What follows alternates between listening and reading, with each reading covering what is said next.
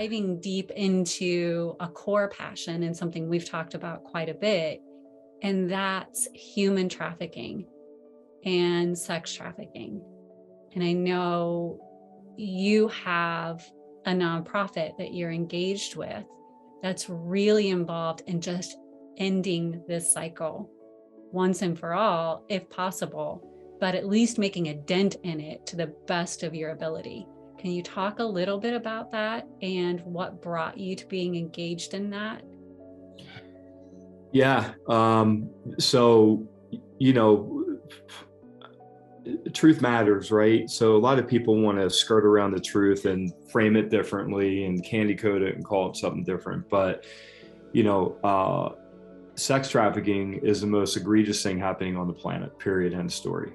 In my mind, when it hits me, when I hear about it, I just can't think of anything worse. I can't think of taking a 6-year-old innocent girl or a 2-year-old innocent girl or boy and having somebody manipulate them or abduct them and put them in a place where they're getting violated, having their innocence taken from them, and being changed forever, right, to the worst. And so I had sat down with 2 guys from a organization called Hope for Justice 3.5 years ago, maybe 4 now.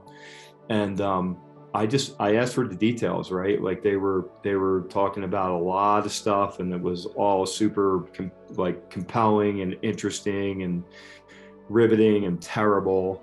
But I want to know the details, right? And the details are, you know, in my summation is, you know, as we are talking right now, there is a 30-year-old man that is raping a 6-year-old girl somewhere on the planet.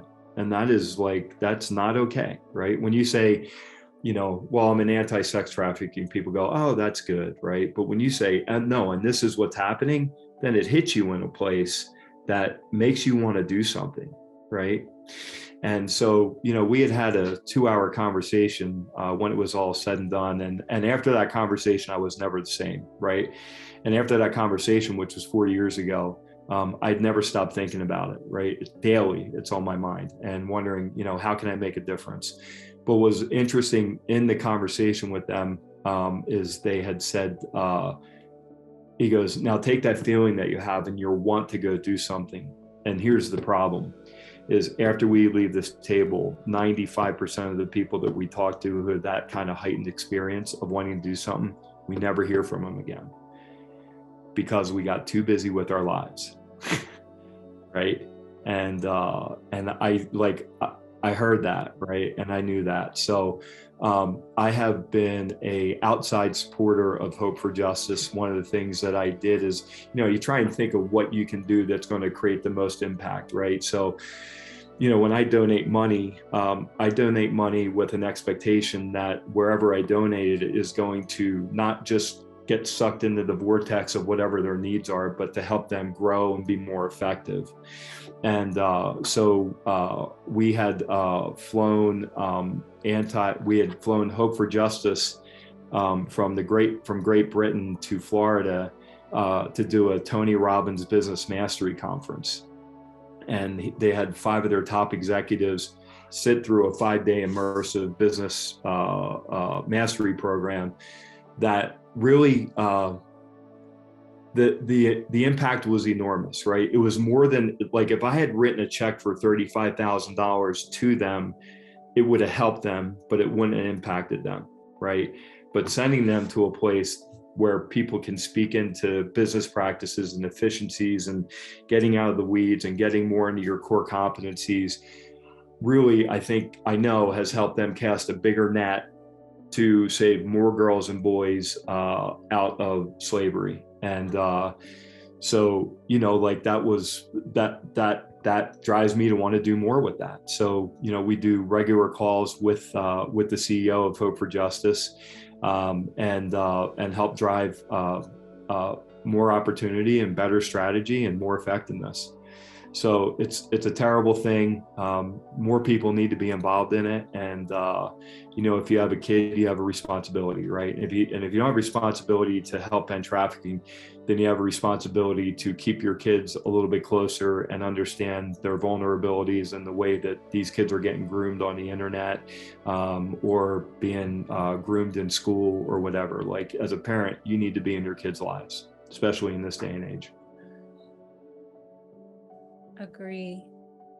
When it comes to hope for justice, if someone is looking to learn more, to get engaged, how would they learn more about Hope for Justice and what they're doing, their cause? Right. Well, I mean, hopeforjustice.com would be the place to start. They have several safe houses across the world. They're based in Great Britain. They have a branch here in Nashville and another one in Iowa. And they work with Amy Grant, actually, who's the Christian pop singer, who's like really, really good and really, really has a heart for trafficking.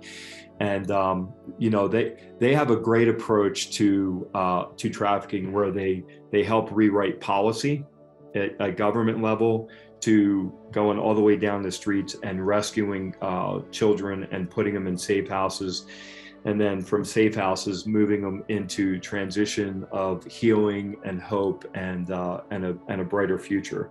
So hopeforjustice.com would be the place to start, and then on that website it'll send you to a couple different places to find ways to help. That's amazing.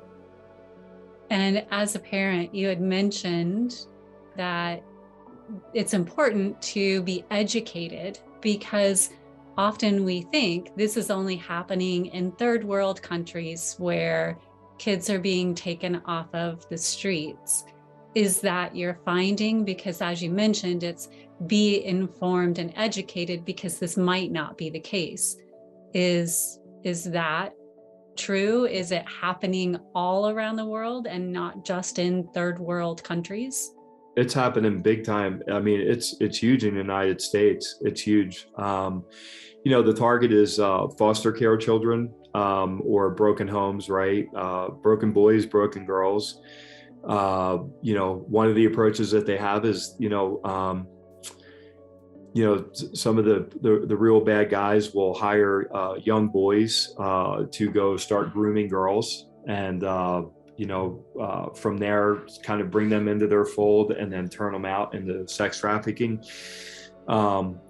Grooming online is really, really big, because they just set up robots, and as soon as they start getting bites on people that are interested, you start emotionally manipulating them, telling them they're beautiful, they're hearing things they never heard from anybody else, and I'm going to take you to the moon and back, kind of thing. And why don't we meet, right? And then one of the things that they end up doing is that they build enough rapport with these girls, they'll have them send them pictures, right? 13-year-old girls that are exposing themselves in some way, and then they'll turn around and take those pictures and say, if you don't meet me at a certain time at a certain place, I'm going to post these all over the internet. I'm going to send them to all the kids in your school. I'm going to send them to your parents. You're going to get in trouble. You're going to get embarrassed. You're going to get humiliated.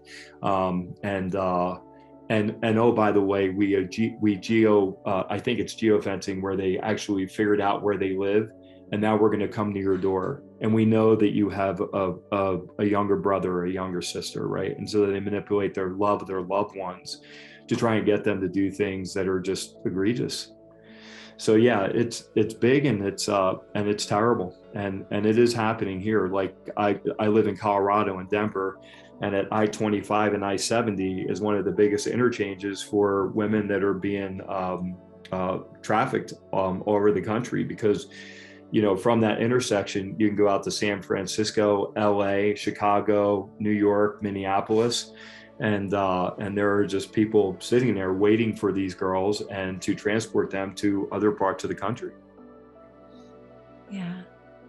So again, here, many people, and I've experienced this in conversations, they feel that it's not our problem. It's something that happens somewhere else.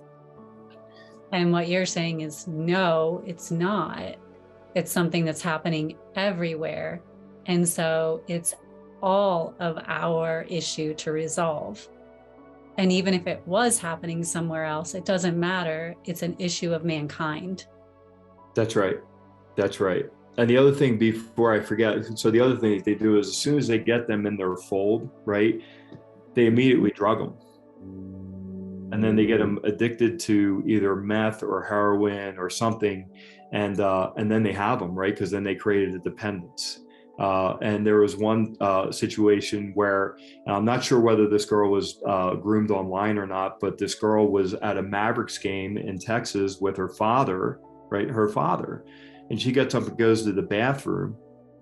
And somehow this guy who was waiting somewhere near the bathroom abducted her. And within 5 hours had her in Oklahoma City from Dallas with nude photos on the internet and had her trafficked within 5, 6, 7 hours. Right? Just like that. She left her father, went to the bathroom. And I don't know how she was manipulated, but she was abducted against her will. And off she was in a hotel room 6 hours later. And that happens often. Yeah. And so education of the parent, because I'm certain that father didn't think, I'm at a game with my daughter, this could happen. Right. And so it is so important for us to educate ourselves as parents, or even as someone who cares about someone, on how these things are occurring. That's right. Because we shouldn't feel unsafe to go to a game. No, you shouldn't. You shouldn't. And the police don't understand because they said, well, she just ran away.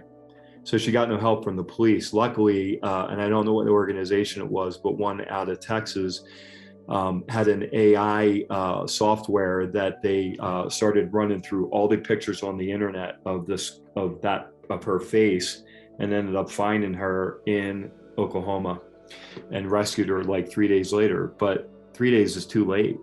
I mean, thank God they got her, but 3 days, that could have been 10 or 15 or 20 guys that had been with her before they rescued her. I have a daughter, 14 years old. I can't even imagine what that would, it's in my mind, I can't wrap my head around what that would do to her. So yeah, it's real. It's bad.